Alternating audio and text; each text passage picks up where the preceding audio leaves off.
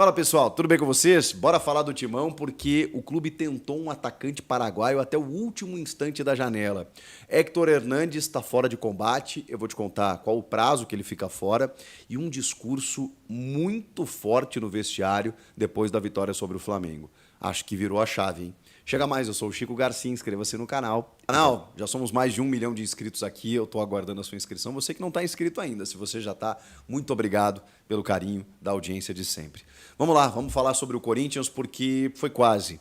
O Corinthians tentou aí até o último instante a contratação do atacante paraguaio Carlos Gonçalves, 31 anos, atacante da seleção paraguaia, de destaque no futebol mexicano, estava no Tijuana.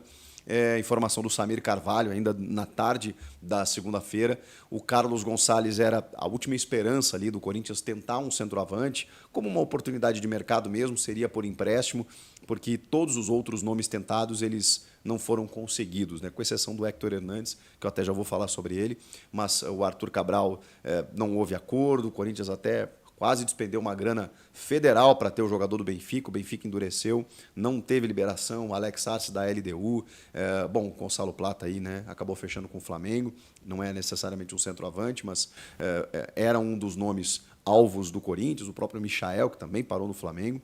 Enfim, muitas dificuldades nessa janela e você tem que usar a criatividade, né? O Héctor Hernandes, por exemplo, estava livre no mercado, então foi um pouco mais fácil, você negocia diretamente com o jogador. No caso do Carlos Gonçalves, era uma ideia de trazê-lo por empréstimo e depois negociar um novo contrato, enfim, né, até o final da temporada o Corinthians teria mais uma reposição. Está percebendo aí que o Yuri está sofrendo muitas críticas, mas já foi importante nesse jogo contra o Flamengo. Pedro Raul, sim, esse sim, cada vez mais inviabilizado. O Héctor Hernandes chega e já virou titular no jogo contra o Flamengo, e só não jogou mais porque lesionou em 4 minutos, mas sem ele você precisa de mais uma reposição, então o Corinthians queria muito mais um centroavante, não foi possível, não conseguiu fechar.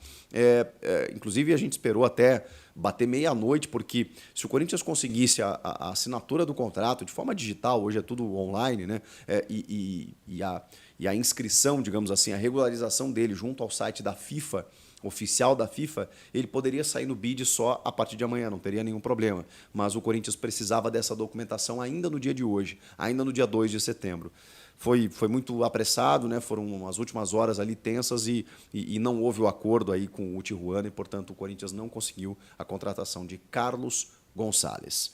E com isso, janela fechada. O Corinthians não pode mais contratar ninguém? Ainda pode, desde que jogadores que estejam livres no mercado e tenham encerrado o seu vínculo com a sua equipe até este dia. Um exemplo é o Alex Telles, né, que se acertou com o Botafogo, que, por exemplo, conseguiu ficar livre no mercado, teve a sua rescisão, né, junto ao Al Nassr, e aí ficou livre para negociar com qualquer clube. O Botafogo poderia anunciar ele daqui 10 dias, que não teria problema. O mesmo vale para o Corinthians. Então, jogadores que estejam livres no mercado e que tenham se desvinculado das suas equipes até esse dia, 2 de setembro, o Corinthians pode anunciar a qualquer momento. Então, vai ter que, digamos, garimpar o mercado para ver se existe algum jogador com essa característica. Por hora, a janela está fechada. Héctor Hernandes, acabei de falar sobre ele. O Corinthians anunciou que ele teve uma lesão, mas é uma lesão leve. É uma lesão detectada no posterior da coxa direita, se eu não me engano, né? Uma lesão de grau 1B, exatamente. É uma lesão leve, é uma lesão considerada leve com um período de recuperação de 10 a 15 dias. O Corinthians volta só a campo no dia 11 de setembro contra o Juventude pela Copa do Brasil e dia 14 encara o Botafogo pelo Campeonato Brasileiro, né? Então tem, digamos assim, 8 dias aí para o Corinthians entrar em campo. Provavelmente ele não vai jogar contra o Juventude e não vai jogar esse jogo contra o Botafogo. E aí depois tem Campeonato Brasileiro e os jogos contra o Fortaleza pela Copa Sul-Americana. Provavelmente ele já vai estar de volta. O que aconteceu com o Héctor Hernandes? Vocês vão lembrar que eu falei aqui, né, que eu achava muito arriscado o Ramon Dias colocá-lo como titular já no segundo jogo, porque a estreia dele contra o Juventude é no segundo tempo, jogando apenas 45 minutos. E ele não jogava desde maio. Ele vem de um outro cenário, de um outro calendário, e ele não jogava desde maio. E mais do que isso, né? É um jogador que chega no futebol brasileiro com uma outra metodologia de preparação física, de trabalho de carga. É um negócio completamente diferente. Então, muitos jogadores têm essa dificuldade. O Michael estourou no Flamengo em 2 jogos, o Igor Coronado sofreu muito quando chegou. Talvez até nem tenha conseguido ainda o ápice de uma regularidade física, talvez só com uma pré-temporada para o ano que vem. Cara que ficou 10 anos jogando em outros mercados, outros cenários, os caras sentem a diferença quando chegam no futebol brasileiro. Então, o Héctor Hernandes, ele joga 45 minutos, 3 dias depois ele começa como titular. Provavelmente, eu não acho que tenha sido jogo, tenha sido treino. Eu acho que os treinamentos ali exigiram, até pelo jogo de 45 minutos, segundo tempo, contra o Juventude, viagem e tudo mais, e mais começar o jogo como titular, eu acho que provavelmente desencadeou isso, mas, obviamente, eu tô fazendo uma leitura com as informações que eu tenho, mas não é nenhuma ciência exata nesse sentido, mas é uma tendência, né, gente? O cara veio de outro cenário, 3 meses sem jogar, joga 45, trabalha muito forte, porque a gente tem uma metodologia de necessidade de suportar a carga do calendário. No segundo jogo ele já estourou. Porque eu vi gente falando, veio bichado, veio não sei o que. Calma, não é nada disso. O cara passou por todos os exames, todas as análises. É muito comum isso acontecer, mais comum do que a gente imagina. Então, em 2 semanas, o Héctor Hernandes deve estar liberado e aí a gente vai poder ver um pouco mais desse centroavante espanhol da equipe do Corinthians. Para a gente fechar esse vídeo, eu queria falar sobre esse jogo contra o Flamengo, ainda sobre esse jogo contra o Flamengo, e os bastidores revelados pela Corinthians TV. Eu sei que quando o time vence, os clubes, naturalmente, eles exibem os bastidores e a gente tende a se empolgar, né? No seguinte sentido, poxa vida, olha o que os caras falaram e resolveu porque ganhou. Mas quando perde, muitas vezes o cara pode ter tido o mesmo discurso e aí não é utilizado. Eu sei disso. Mas algumas situações me chamaram a atenção. E aí eu queria dividir com vocês, através desse vídeo dos bastidores revelados aí pela Corinthians TV. Envolvimento de alguns jogadores com o clube. De jogadores que recém chegaram. Isso é fundamental. Hugo Souza, impressionante. Impressionante. A forma como ele comemora, indo em direção à torcida, a forma como ele vibra, e o torcedor já percebeu isso, por cada defesa que ele faz, e ele faz algumas difíceis, inclusive, e ele vibra como se fosse um gol. Thales Magno chegou ontem. O Thales Magno estava cantando cânticos da torcida no banco de reservas. Tem uma rivalidade, né? Ele foi cria do Vasco, né? E estava jogando contra o Flamengo, mas ele estava numa felicidade com o gol marcado, com a vitória, com o aniversário do clube, contagiante. Não foi uma coisa forçada, não foi uma coisa teatral para agradar o torcedor, não. O Thales estava acelerado, aloprado, feliz demais. E isso contagia, né? E aí eu preciso também recorrer a jogadores históricos. O Fagner, ele deu um discurso no final do jogo, que até viralizou na rede social, que é magnífico.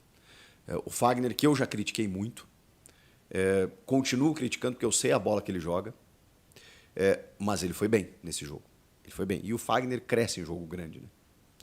E ele tem muita qualidade, isso é inegável. A gente pode discutir aqui que às vezes ele passa do ponto, até nem está comportado nesse sentido, né, da disciplina, mas que muitas vezes ele ou está fora de forma, ou não consegue correr tanto. Isso é outra coisa. Qualidade, bola, é indiscutível o que o Fagner tem e pode entregar ao Corinthians.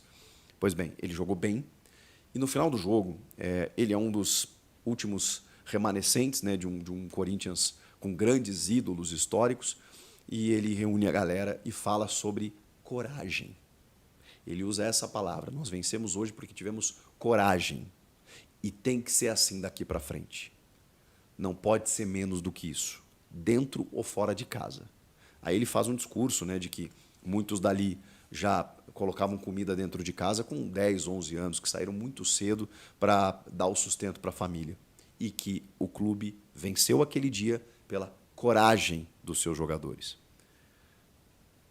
Excelente, porque isso pode realmente dar um gás para o Corinthians daqui para frente, essa virada de chave que a gente está falando.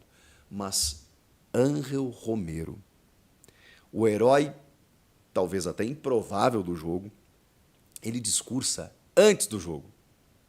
O Romero discursa antes do jogo. Não é que o Romero pediu a palavra no final, do tipo assim, bom, fiz o gol da vitória, então, rapaziada, tamo junto, isso é Corinthians e tal. Ele também fez isso, mas ele fez isso antes do jogo. E aí você percebe como o Romero, por que ele fez o gol? Por que ele estava concentrado a ponto da bola do Garro ir para o Yuri e ele se antecipar e ir lá fazer o gol? Por que ele entrou da maneira como ele entrou, dando caneta, chapéu e se sentindo em casa? Porque ali é a casa dele. Ele é o artilheiro máximo daquele estádio. Mas o Romero entendeu o tamanho do jogo. O Romero, antes do jogo, reuniu os caras e disse, é hoje. Hoje nós vamos ganhar. Nós temos que ganhar, isso aqui é Corinthians. A gente não merece estar onde está. A gente vai ganhar esse jogo. O Romero reuniu os caras e falou isso antes do jogo. O que aconteceu no jogo? O Ramon escolhe ele para entrar.